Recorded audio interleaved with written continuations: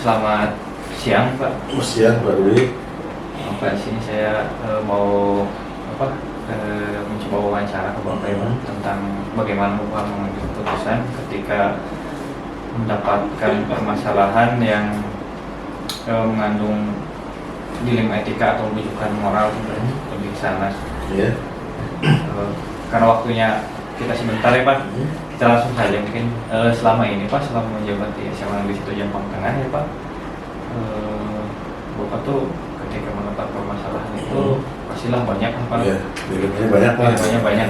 Nah Bapak melihat ketika menentukan, oh ini pasti ada dilema gitu. Nah cara menentukannya itu gimana tuh Pak ketika melihat masalah? Sebetulnya ada banyak kasus tentang dilema seperti itu. Kita ada di tengah-tengah bingung gitu dengan keputusan bagaimana.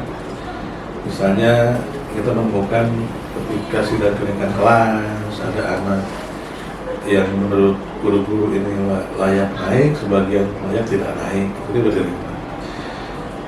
Kemudian untuk menentukannya tentu tidak bisa diambil keputusan sendiri. Kalau seperti itu tentu kita berusaha dengan rekan-rekan guru, kita ambil langkah terbaiknya, kemudian seberapa besar sih kemudaratan kemanfaatannya, nah itu kita kaji betul-betul sehingga kita mengambil sebuah keputusan yang betul-betul tepat gitu. Jadi tidak langsung kita ambil keputusan yang A misalnya, itu kan juga betul benar, sekalipun dua-duanya juga sebetulnya berat gitu. Selain kasus itu juga misalnya juga ketika sekolah harus menerima siswa ABK misalnya, itu juga tidak kita terima juga kita lembaga pendidikan itu wajib menerima semua siswa baik yang ABK maupun yang non ABK. Ya dilemanya ya sekolah-sekolah umum ini kan tidak memiliki guru yang ahli di situ, yang ahli menangani anak-anak yang berkebutuhan khusus, tetapi harus kita jalankan, harus kita ikuti gitu kan dari dilema di sekolah. Ya, pada akhirnya yang mengambil keputusan tadi keputusan bersama, hasil musyawarah sejauh mana manfaatnya, sejauh mana manfaatnya.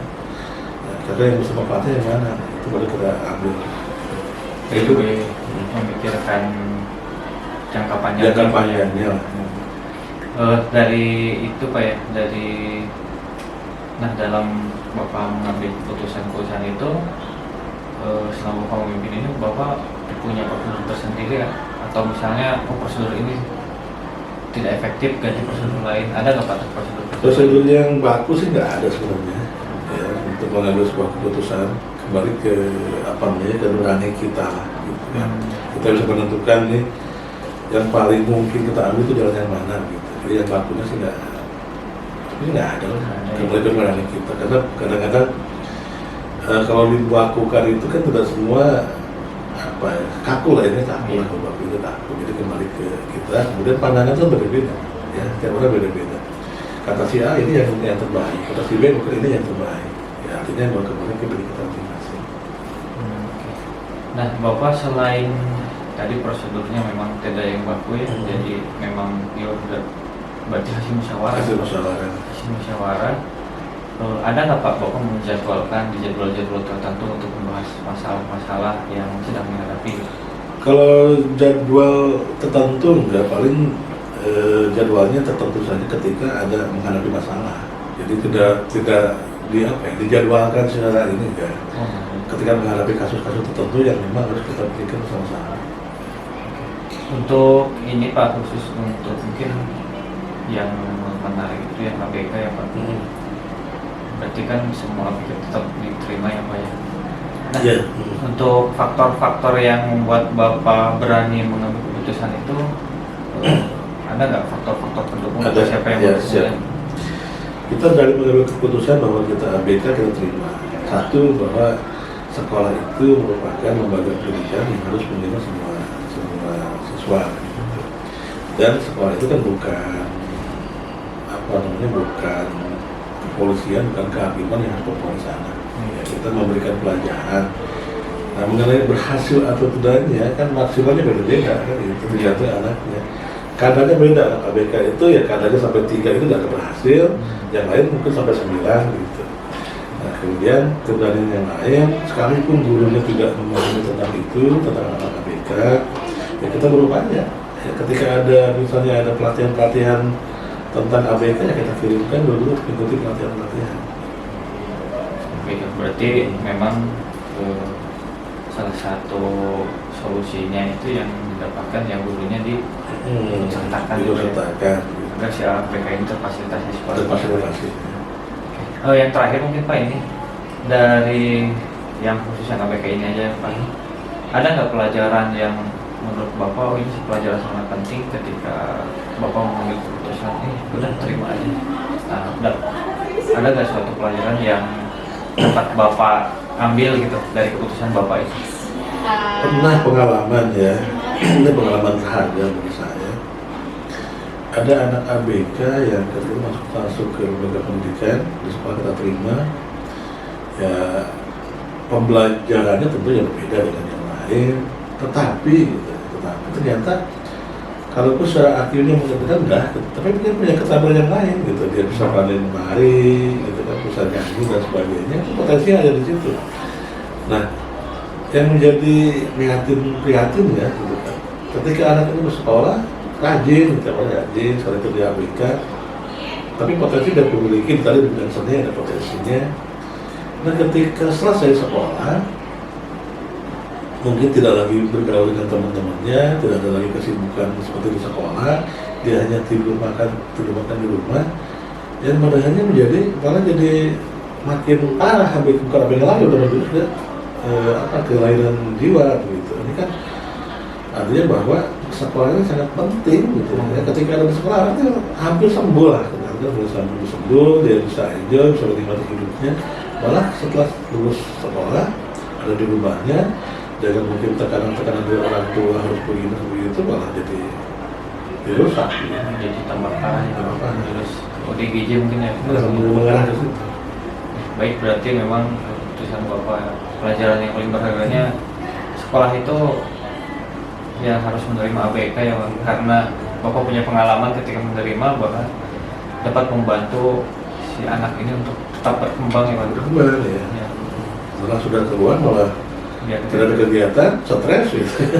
Iya. Nah, jadi mungkin jadi. Baik Pak, mungkin itulah pertanyaan-pertanyaannya ya Pak mungkin. Tapi sebenarnya masih banyak Pak yang ingin saya tanyakan tentang ini, tapi waktunya memang terbatas. Jadi Bapak, saya terima kasih atas waktunya. Mudah-mudahan keputusan-keputusan yang Bapak ambil ini jadi amal soleh yang akan Bapak panen nanti di akhirat nanti ya Pak. Terima kasih waktunya Pak. Assalamualaikum warahmatullahi wabarakatuh. Waalaikumsalam. Ya, terima kasih.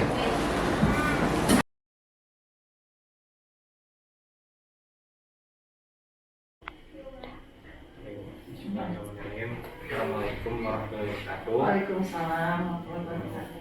Perkenalkan Bu, nama saya Devi Nur Bu, dari SMA 1 Jakarta. Kebetulan saya sekarang sedang menempuh pendidikan guru pendidikan 8 ini ya. Untuk pemenuhan tugas ada demonstrasi kontekstual di mana berhubungan dengan dilema etika dan rujukan moral yang memang terjadi dan harus langsung berkomunikasi dengan kepala sekolah gitu ya. Jadi saya mohon izin itu waktunya sebentar, dan apabila ada pertanyaan yang kurang berkenan mungkin boleh tidak dijawab atau bagaimana. Yang pertama itu Bu, yang saya ingin tanyakan, mungkin kan Ibu ini sudah berinteraksi dengan guru-guru ya Bu ya, berinteraksi dengan siswa, dan mungkin ada permasalahan-permasalahan yang timbul ya Bu ya. Lalu ada di mana permasalahan ini memang harus betul-betul hati-hati ketika diambil kebijakannya ya. Jadi bagaimana sih Bu, Ibu ini mengidentifikasi ketika ada permasalahan itu, ketika mau mengambil keputusan, Ibu tuh menilai itu dilema etika atau rujukan moral gitu. Nah itu tuh Ibu bolak baliknya bagaimana tuh? Etika dengan apa? Dengan rujukan moral. Rujukan moral itu sebenarnya tidak bermoral gitu ya? Apa?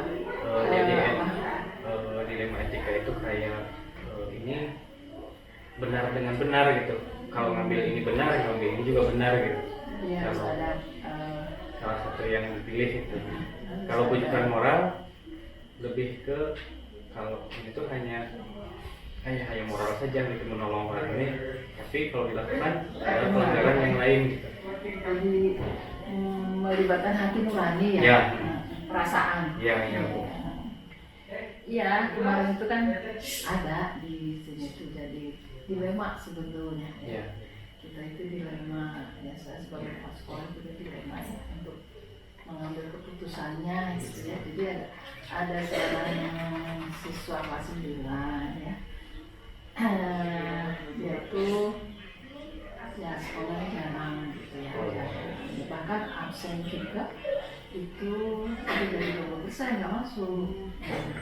Kemudian kan dia juga tidak mengikuti ujian harian, ulangan harian, ya tugas-tugas juga banyak yang tidak diselesaikan, tugas-tugas juga. Nah terus ketika dia kelas 9 terakhir bahkan kita sudah memberikan surat peringatan ya pada yang bersangkutan, kemudian kita panggil juga orang tuanya, itu udah lebih dari 3 kali ya, kita memeriksa 2 kali. Nah, kemudian setelah itu sudah terlampau juga ternyata tidak ada perubahan, kita ngomongin, ya kan sudah dilaksanakan lah itu ya prosedur seperti itu, kita ngomongin itu udah 3 kali. Nah ternyata masih belum berubah ya yang bersangkutan itu ya.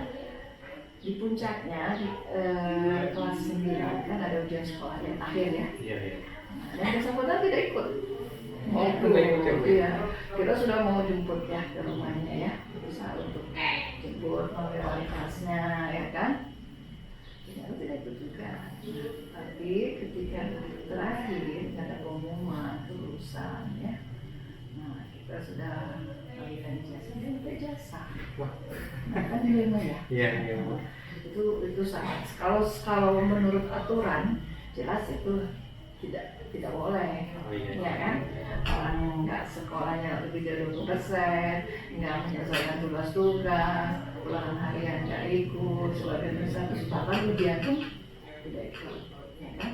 Nah tapi ada permohonan dari orang tua, ya kan, dari yang mungkin menurut itu juga, jadi memohon ke saya seandainya anak ini tidak punya ijazah SMP, dia kan nggak bisa melanjutkan. Sementara keinginan orang tua itu kan ya sama aja, kita punya anak kan pengen Iya. ya kan untuk melanjutkan terus gitu ya, dilema sebetulnya ya buat saya gitu kan. Nah kemudian akhirnya saya mengumpulkan lah para wakasek terutama dengan wali kelas ya, anak ini sebenarnya gimana sih gitu kan. Oh iya. Apakah bisa ditinjau ulang atau bagaimana gitu ya, karena kalau dari Dapodi kan dia belum keluar Mau ya, dan sistem masih ada Dapodi ya. ya ada sistem ya kan.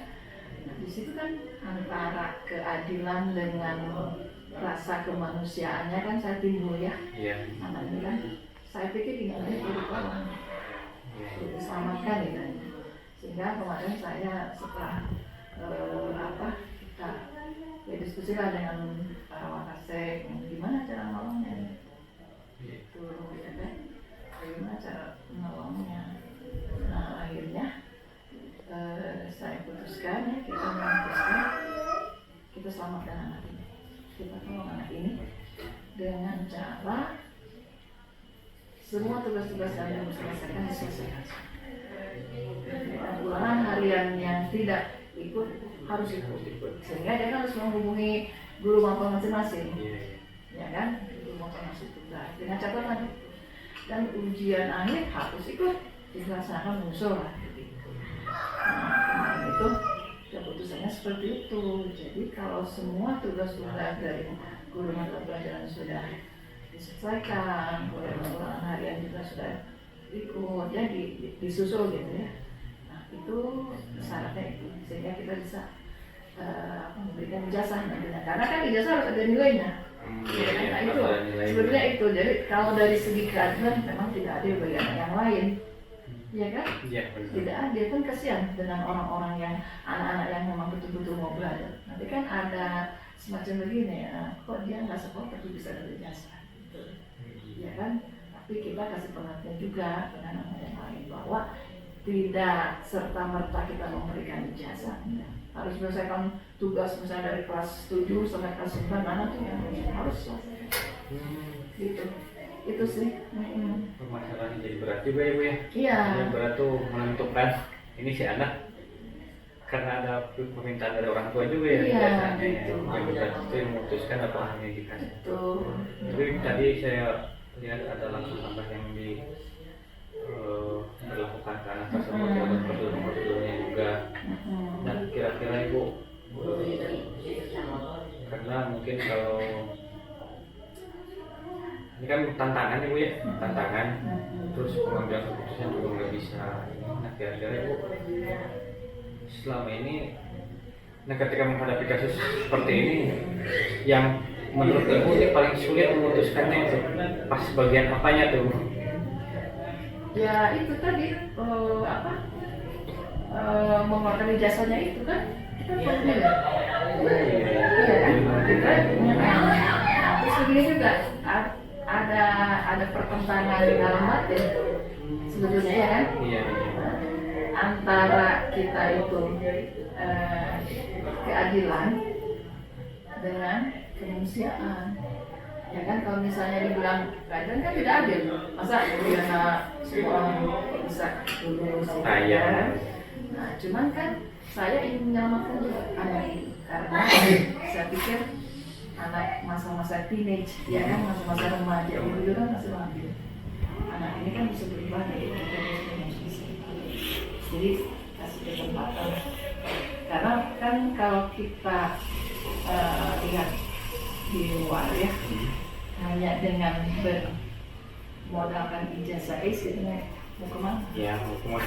Susah mau kerja. Siapa yang mau menerima masyarakat? Kerjaan kerja di mana? Gitu ya. Jadi saya pikir saya perlu melakukan. Jadi memang ada apa yang harus Ibu putuskan di mana ini antara keadilan sama rasa kasihan mungkin Ibu ya.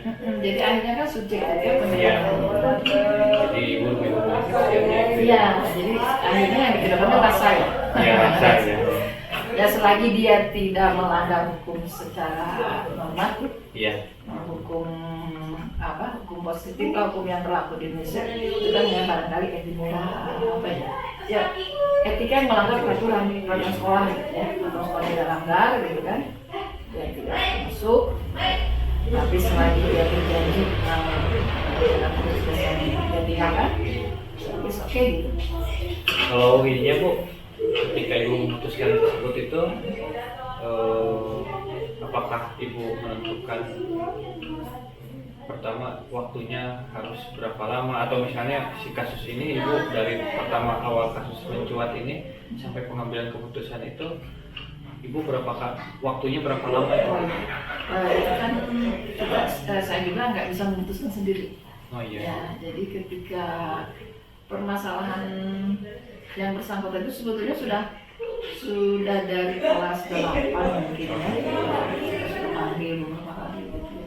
Terus dia masuk lagi, sudah nggak masuk lagi gitu kan. Nah, gitu. Terakhir kan ada homis beberapa kali. Nah, justru yang paling terakhir itu dia nggak ikut ujian sekolah, ujian akhir gitu. Nah, dari situ ketika orang tuanya meminta ijazah kan lucu ya. Iya. Minta ijazah gitu kan, ijazah kan lucu gitu ya. Nah, tapi memang itu dari sistem anak ini belum keluar ya, karena kan kita masih menunggu supaya sebetulnya kan wajib belajar yang saya pegang ini wajib belajar ya. Jadi jangan sampai ada anak yang tidak sekolah, yang ada di rumah pun kan harus digusur kan gitu. Iya. Iya kan, itu wajib belajar. Nah, jadi di sistem itu anak ini nggak keluar. Kita masih berusaha untuk mengembalikan anak ini ke sekolah kan tadinya seperti itu. Nah, saya mengadakan rapat namanya dengan wali kelas dulu. Iya, bagaimana sih anak kita kan mampu. Jangan sampai nanti hanya menjadi pengangguran dengan ijazah SD ya. Jadi saya tekankan ke wali kelas, kira-kira bagaimana yang bisa nggak ini. Ternyata wali kelas sudah sanggup ya kan. Terus kemudian dengan guru yang lain, kan kita terkait dengan guru mapel, ya kan.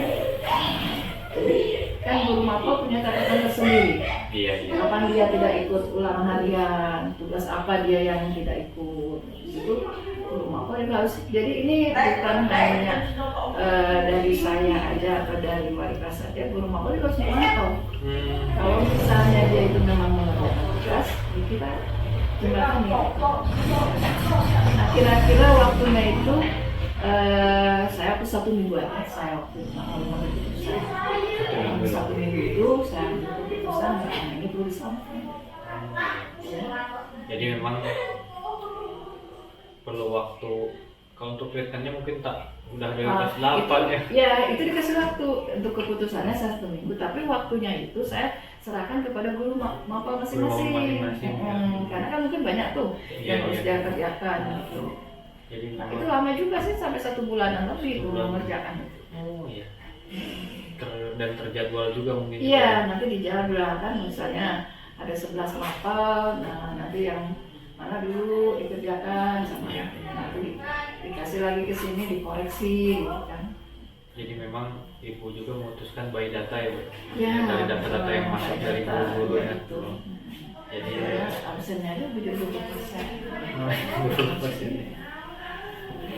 Jadi memang banyak faktor yang mendukung ibu ya untuk memutuskan itu ya. Itu nilai masuk itu nih. Menurut aturan, dia nggak sekolah kok, dia kayak kerja kok, masalah bisa sadar. Iya kalau. Tapi kan sebagai apa? Apalagi saya sebagai seorang ibu ya, mau jadi apa dia nanti? Hanya dapat anak ijazah SD. Iya. Jadi kita kasih kesempatan lah. Siapa tahu nanti dia di SMA berubah dengan modal ijazah SMP, dia kan bisa lanjutkan ke SMA. Bisa berubah. Iya. Iya, menyelamatkan satu anak bangsa. Nah, iya benar Bu. Menyelamatkan satu anak bangsa, bisa nanti dia menyelamatkan lagi yang lainnya kan. Berarti sekarang SMA ya Bu anaknya? Iya. Luar biasa sih Bu. Maksudnya keputusan ibu tuh benar dari menyelamatkan suatu anak bangsa, siapa tahu nanti Ya. jadi ini ya Bu ya. Iya, sebetulnya dia jadi apa nanti kan? Bisa menyelamatkan yang lainnya. Iya, Mungkin benar. bisa menyelamatkan beratus-ratus orang gitu kan. Kan anak sekolah itu tidak sebangsa ya. Iya. Itu tidak tahu masih mereka yang karena namanya kesempatan, masih kasih kesempatan mereka mengarahkan membimbing kan. Jadi memang itu pelajaran yang ketika kita bisa mengambil Tidak ada di bangku kuliah. Iya, benar. Tidak mau kuliah jadi memang benar-benar ini. Tapi bagi ibu sendiri Bu, pelajaran terpenting apa Bu yang diambil dari keputusan yang ibu ambil? Pelajarannya yang apa ya, saya memberikan kesempatan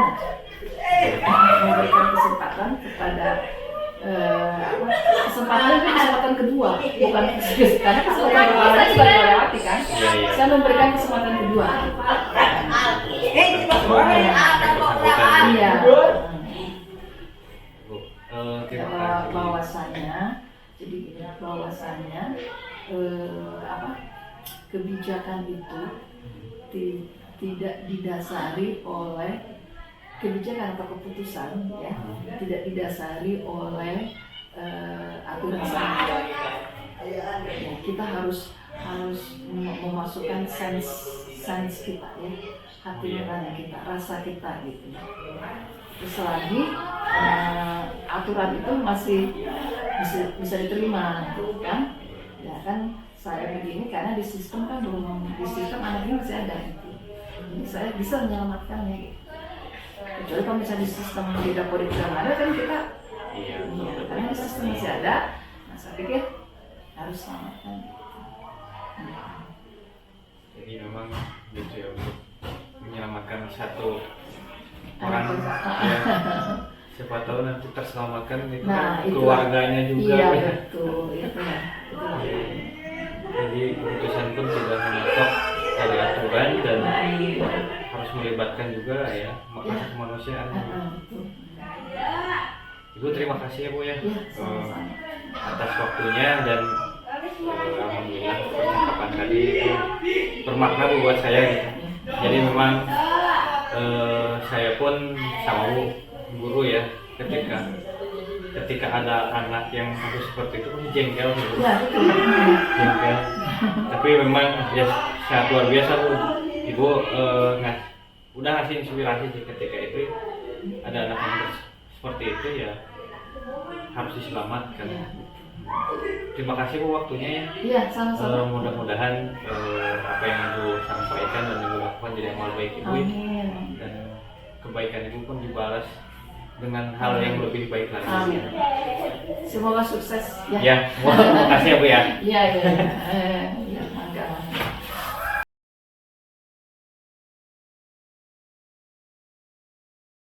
Assalamualaikum warahmatullahi wabarakatuh. Waalaikumsalam warahmatullahi wabarakatuh. Pak Purna ya dari SD Negeri 1 Sukatani. Mohon izin Pak, saya saya kebetulan sekarang tuh sedang proses pendidikan guru penggerak Pak. Dan salah satu modul yang sedang saya pelajari itu tentang dilematika dan bujukan moral. Nah, saya dari SMA Negeri 1 Jampang Tengah. Bapak gimana kabarnya hari ini Pak? Alhamdulillah Pak Dewi sedang baik-baik saja, merasa senang juga hari ini. Alhamdulillah kedatangan Pak Dewi di sini ya. Ya soalnya saya tahu kegiatan Bapak pasti banyak ya dan terima kasih sekali atas waktunya dan kesempatannya untuk berbagi pengalaman dengan saya Pak. Ini sharing. Jadi saya tuh ingin bertanya sih Pak, ini ada kaitannya dengan keputusan-keputusan Bapak ketika menghadapi permasalahan. Nah, Bapak mohon maaf pokoknya saya bertanya nih. Boleh. Bagaimana Bapak selama bertugas sebagai kepala sekolah ini Bapak pasti mengalami permasalahan dan lain sebagainya. Nah pasti ada dilema etika atau bujukan moral. Nah itu Bapak mengidentifikasi kasus-kasus apakah ini masuk dilema etika atau bujukan moral itu gimana tuh Pak? Baik Pak Dewi. Sebetulnya dua-duanya ada ya Pak Dewi ya. Dilema etika, bujukan moral. Bahkan bukan di satu atau dua kasus gitu kan yang saya rasakan saat ini, dan perlu diketahui juga Pak Dewi, sebetulnya saya masih baru Pak, masih baru jadi pemimpin atau kepala sekolah di sini di SD Negeri Sukatani gitu kan. Saya merasa merasa perlu banyak merenung gitu. Perlu banyak merenung, perlu banyak berpikir, karena banyak sekali hal-hal yang perlu saya putuskan di situ gitu ya. Dan itu semua yang dirasa oleh Pak Purna berat itu lebih kebujukan moral Pak. Kalau dilema etika sih nggak terlalu ini gitu ya, nggak terlalu berat apa gimana. Kalau bujukan moral saya paling berat itu menghadapinya. Nah di sini mungkin nanti akan saya paparkan kepada Dewi pengalaman yang pernah saya alami gitu ya. Mungkin lebih ke dilema etika Pak. Dilema etika ya. Dilema etika gitu. Berarti kalau boleh Pak, Bapak ceritakan ininya apa permasalahannya, lalu bagaimana sih Bapak ini mengambil mengambil keputusan tersebut gitu melalui ketika melihat ada permasalahan seperti itu Pak. Salah satu contoh kasus apa ya yang menurut saya itu dilema etika gitu kan. Saya kan ditugaskan di sekolah ini di 1 April ya. Otomatis itu posisinya di semester akhir ya, di semester 2 gitu kan. Nah, dari April sampai ke Juni ya, dari April sampai ke Juni, tentunya saya sebagai pemimpin yang baru di situ tidak tinggal diam Pak Dewi. Jadi saya terus meneliti, mengobservasi dari mulai kegiatan pembelajaran, kemudian juga tupoksi dari masing-masing guru yang ada di sekolah itu kan gitu, sampai ke sarana prasarana gitu.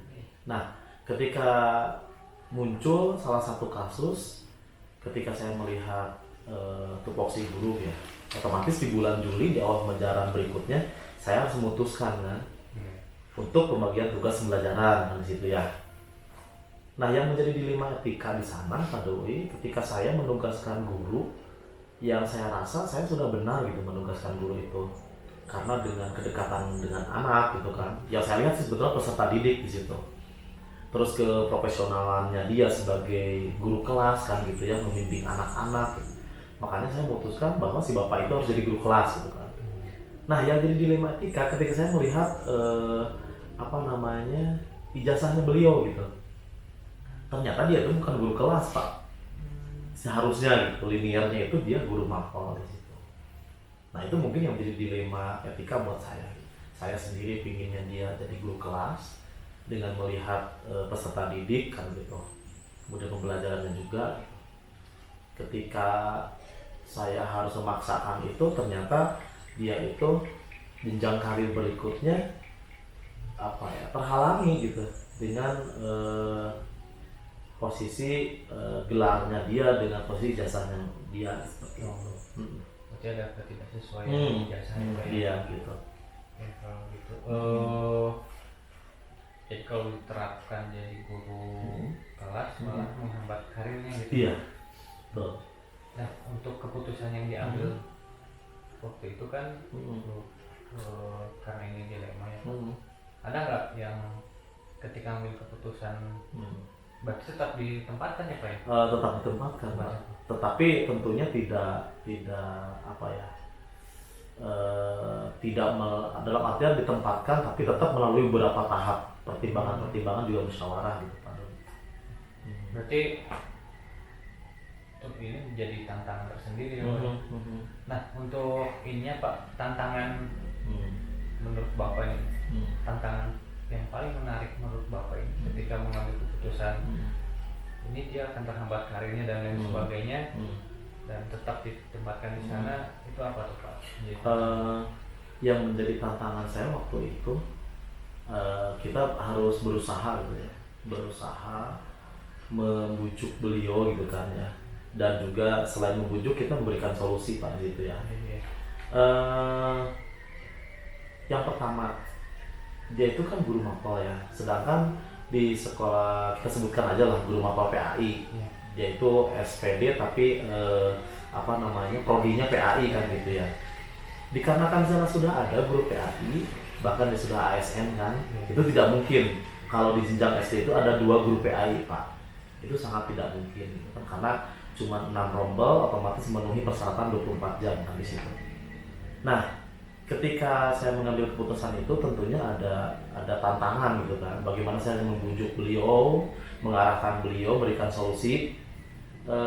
Jalan keluarnya dengan dia harus kuliah lagi sebetulnya Pak. Itu yang menjadi tantangan saya gitu kan. Dengan yang namanya kuliah lagi, bukan hanya waktu tapi materi juga pasti keluar gitu ya. Nah, dengan berbagai macam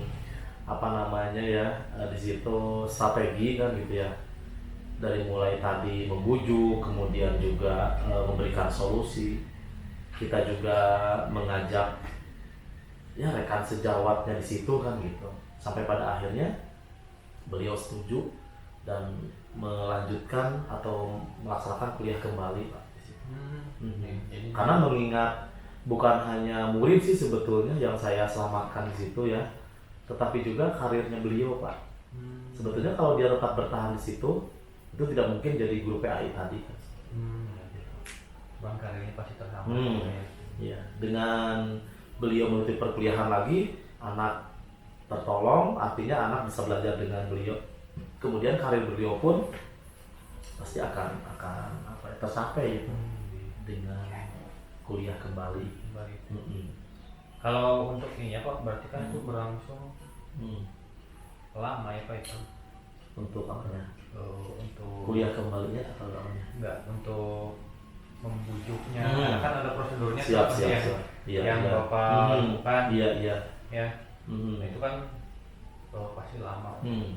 Nah, Bapak sendiri itu waktu ketika di waktu apa menangani sampai orang itu bersedia dan itu tentu kan ada prosedur-prosedur yang dilakukan ya Pak ya. Iya. Terus ada jadwal membuat menyempatkan waktu untuk ngobrol dengan beliau. Yang pasti kan itu di jam kerja ya Pak ya. Dan itu terjadwal atau tidak, atau misalnya ada prosedur lain yang Bapak lakukan? Sebetulnya sih kalau masalah dalam artian musyawarah gitu ya, menjadwalkan ngobrol itu sebetulnya sih di sela-sela waktu jam istirahat ataupun setelah pembelajaran selesai kita melakukan obrolan itu Pak. Dan betul Pak Dewi, itu tidak cukup satu kali, kemudian juga kita memberikan gambaran ke depan seperti apa gitu ya.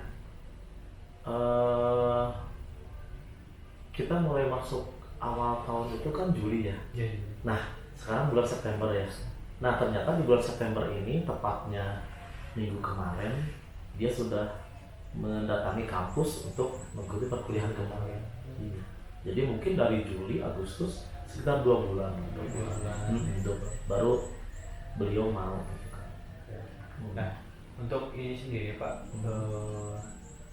misal kan berarti ini keputusan bukan dari hanya bukan hanya langsung dari Pak Purna yang hasil musyawarah dan hasil berdialog dengan yang bersangkutan. Nah, Bapak sendiri itu memikirkan ini apakah menguji nggak ini keputusannya ini tepat atau tidak gitu, baik atau salah atau benarnya itu diuji nggak Pak? Ya tentunya jelas diuji Pak Dewi. Dan saya rasa ini benar gitu. Benar dalam artian saya mengambil keputusan ini yang pertama berpihak kepada murid gitu ya, melihat kondisi anak. Karena gini, dalam artian bukan guru yang lain tidak mampu ya, bukan guru, tapi benar-benar saya merasa si bapak ini cocok gitu di kelas ini. Itu yang pertama. Jadi melihat peserta didik. Kemudian yang kedua, saya juga melihat jenjang karir beliau Pak. Terkecuali beliau mungkin pindah sekolah, baru bisa mungkin ya ada lowongan sekolah lain untuk guru PAI atau guru mapel itu sendiri. Tapi kalau beliau bertahan tetap di sekolah kami di sini gitu kan, di SD Sukatani, tentunya beliau harus merubah gelar akademiknya gitu, harus mengikuti perkuliahan kembali untuk mengejar gelar menjadi guru kelasnya gitu Pak. Pengalaman yang baru Pak ini. Iya. Kalau saya sih bukan sekolah saya jadi mungkin ya. Iya. Tapi apakah ada Pak faktor-faktor yang mendukung Bapak ketika mengambil keputusan itu ada atau ada orang yang membantu Bapak? Sebetulnya sih dari awal ya, dari awal kasus seperti ini itu sudah bermunculan.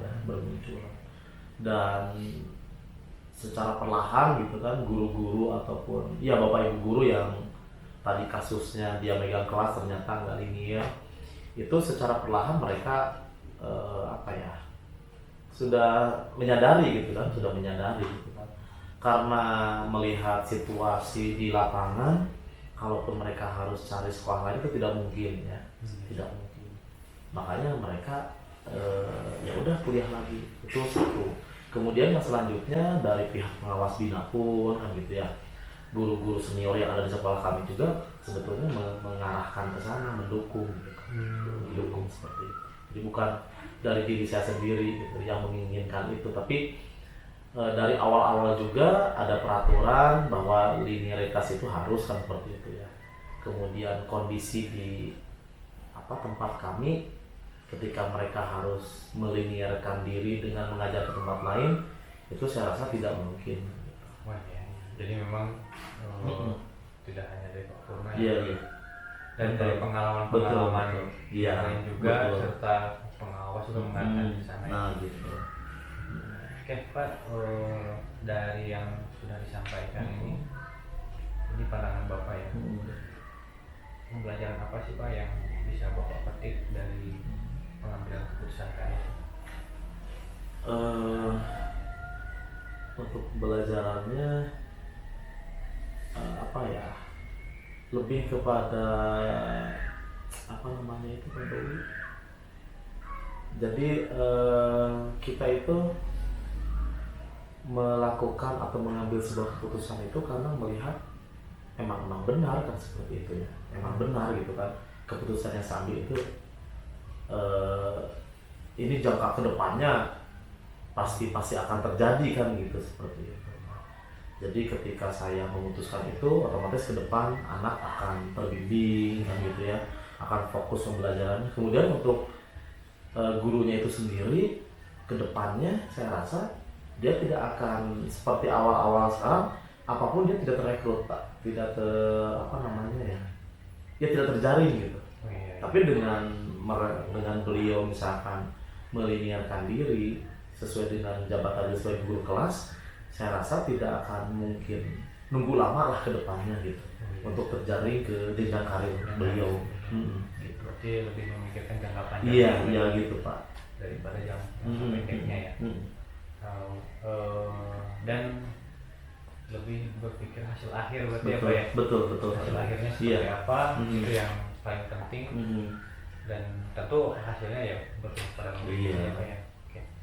Pak Purna, terima kasih atas waktunya. Sama-sama Pak. Lalu dan ini juga jadi pembelajaran bagi saya, ternyata ketika jadi seorang pemimpin itu tidak bisa memutuskan sendiri gitu. Nggak bisa Pak. Dan ada tahapan-tahapan Iya, yang harus betul. yang dan mudah-mudahan apa yang Pak Purna tadi sampaikan dan itu keputusan yang baik ya. Iya.